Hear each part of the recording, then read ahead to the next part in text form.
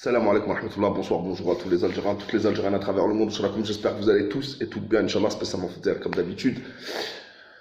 J'ai envie de parler de deux sujets, mais en réalité qui se rejoignent plus ou moins, puisque c'est le même domaine, les laiteries, les produits laitiers, etc.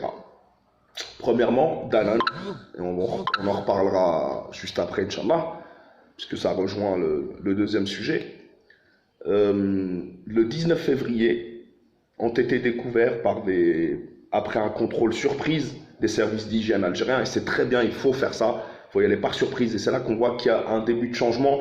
Parce que avant ça, coup de téléphone, tout le monde était au courant de tout. On range, on nettoie, on te fait un beau décor.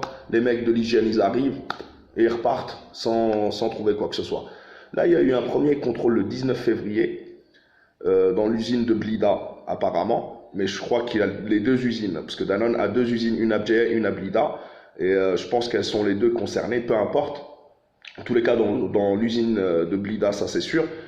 Ils ont contrôlé, non seulement ils ont trouvé des problèmes d'hygiène, plusieurs petits problèmes, petits, hygiène, on en reparlera, mais ils ont surtout découvert plus de 600 kilos de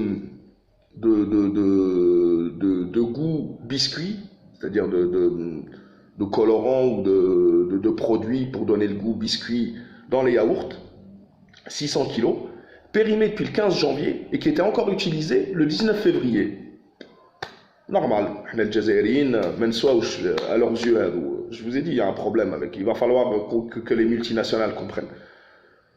Après ça, il y a eu un deuxième contrôle où les services d'hygiène ont découvert un autre produit, le chocolat qu'on met dans les flancs Danone, et ce chocolat est aussi périmé. Donc, à Danone, j'ai l'impression quand dans le monde, parce qu'ils ont plusieurs usines, un produit est périmé, ils te l'envoient dans le tiers-monde, ils te l'envoient en Algérie, ni vu ni connu, ils croient que c'est la fiesta. Ils devaient sûrement bénéficier de complicité, parce que ce genre de truc, ils le font en France, ils le savent que plus jamais personne ne prendra un seul produit. Et je demande, boycotter Danone. Il ne faut plus utiliser Danone. Ils ne nous respectent pas. Salam alaikum. Ils ferment pas. On ne touche plus à Danone. Ce qui prouve que ces multinationales, et surtout françaises, se croient vraiment en terrain conquis. Et ils nous prennent vraiment pour, je sais pas, c'est même pas un pays du tiers-monde, c'est pour même les animaux. Même sur la bouffe des animaux en France, il y a une date de péremption. Les produits sont contrôlés. Mais Hnaya, apparemment, ils ne nous respectent pas. Donc, Kamal Rezer, que je salue encore une fois, parce qu'il fait bien, il fait du bon travail.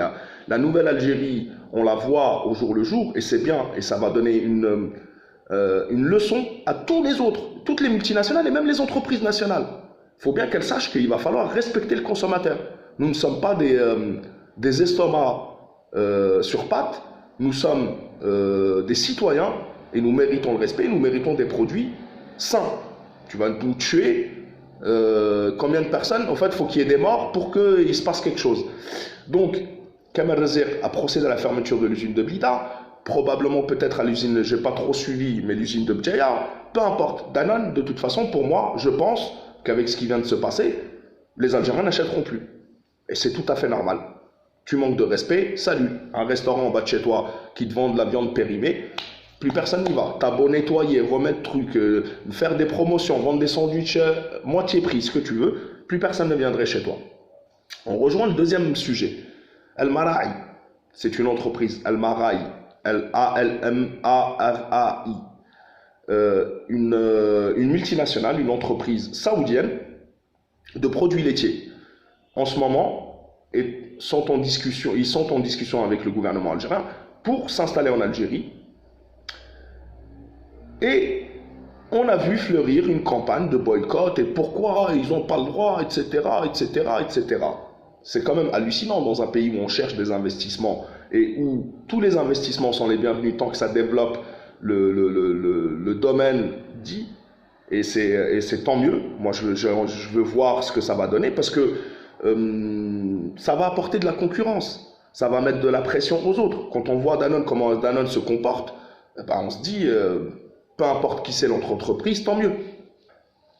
Donc, El Maraï est en discussion pour venir s'installer en Algérie. Et on a vu sur la toile, bien sûr, fleurir une campagne de de boycott, il faut pas, et pourquoi ils viennent, et il faut produire, il faut consommer local. Et le problème, c'est que l'hypocrisie, moi, mon cerveau, je vous l'ai dit, il ne faut pas me prendre pour un imbécile, en fait. On parle de Danone, qui est installé en Algérie depuis des années, qui est en activité aujourd'hui. Personne n'a fait de campagne pour dire non, Danone, il faut que tu rentres chez toi. Non, personne n'a rien dit. Ben ça, quand il y a une autre entreprise qui vient défier les produits français, peu importe la nationalité, vous me connaissez, moi je cache rien, vous connaissez mes positions par rapport à tout le monde. Pour moi c'est l'Algérie, point à la ligne. Le reste, ça ne m'intéresse pas. Chaque pays a ses intérêts, on connaît l'Arabie Saoudite, on connaît, c'est pas une question, là c'est du business, business is business. Si, parce que ça va apporter de la concurrence, ils seront obligés de s'adapter au marché national, peut-être même qu'ils vont casser les prix. Casser les prix, ça veut dire qu'ils vont prendre leur marge, mais ça va pousser les autres, et même les entreprises nationales, à augmenter non seulement leurs critères de qualité, la façon dont ils travaillent, leur communication, jouer sur les prix. Et puis surtout, comme je vous l'ai dit, moi, Danone, Al-Ferme, Al-Mara'i, ils viennent, tant mieux.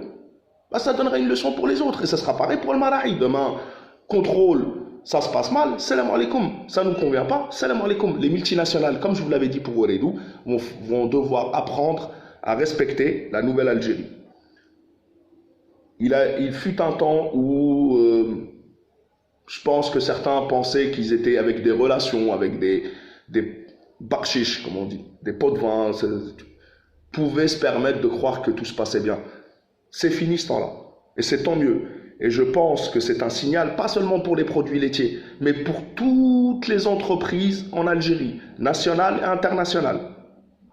Bien sûr que moi je préférerais qu'on ait que des entreprises nationales. Vous me connaissez, je suis un patriote, ce que vous voulez. Mais dans un monde où on ne peut pas vivre en dehors de notre temps, et puis malheureusement, il y a beaucoup d'entreprises nationales qui jouissent d'un quasi-monopole, quand on voit qu'il n'y a que Danone et que Danone aussi jouit. En fait, ils s'arrangent très bien entre eux. Donc ça se passait bien. C'est bien, il faut bousculer un petit peu les habitudes. La nouvelle Algérie, nous on est en train d'apprendre, le peuple est en train d'apprendre beaucoup de choses, mais ces entreprises-là doivent aussi changer leur mentalité. Il va falloir t'adapter. Tu veux battre l'entreprise, il va falloir que tu sois plus performant qu'elle. Comme dans tous les domaines. Tu veux arriver à un certain poste, tu veux remplacer ton directeur, tu veux remplacer ton chef, sois plus performant, prouve sur le terrain. Donc, tant mieux. Mais en tous les cas, ce qui me fait rigoler, c'est que pour Danone, je ne vois pas de campagne de boycott. Et je ne l'ai jamais vu. Donc l'hypocrisie, parce que c'est totalement hypocrite. Si j'avais vu la même campagne pour Danone, wallah, et depuis des années, j'aurais dit oui, les Algériens, c'est des patriotes, etc. Le problème, c'est que c'est les moins patriotes qui sont en train d'appeler au boycott. Donc moi, boycott ou pas boycott, le citoyen et le consommateur, lui, il voit le prix, la qualité et ce que ça lui rapporte à lui. Donc c'est tout ce qui m'intéresse. Petite réflexion avant de terminer, j'aimerais bien que les entreprises de produits laitiers, etc., indiquent les valeurs nutritives sur les produits. Moi, il y a beaucoup de produits que je prends et j'arrive pas à lire. Il y a combien de protéines, il y a combien de glucides, il y en a sur les paquets de gâteaux, mais pas sur toutes. Et sur les produits laitiers, j'ai remarqué ça, parce que moi, j'essaie de faire attention et j'aime bien certains produits.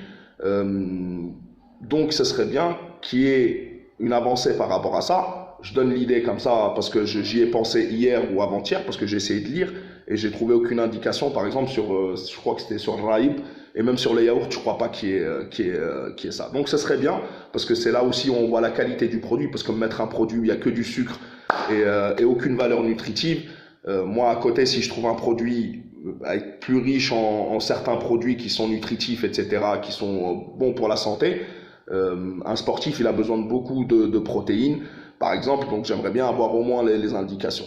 El-Mohim, c'est une petite vidéo, je vous dis merci beaucoup, c'est mon opinion, chacun pense ce qu'il veut. Moi personnellement, ça me fait rigoler cette histoire de boycott. Les investissements sont tous les bienvenus, ça va donner du travail, ça va augmenter j'avais oublié, les postes de travail aussi. Donc, gagnant-gagnant, tant que c'est gagnant-gagnant, tant mieux. Salam alaikum wa rahmatullah, la patrie ou la mort nous vaincront, faites attention à vous et à la prochaine, Inch'Allah.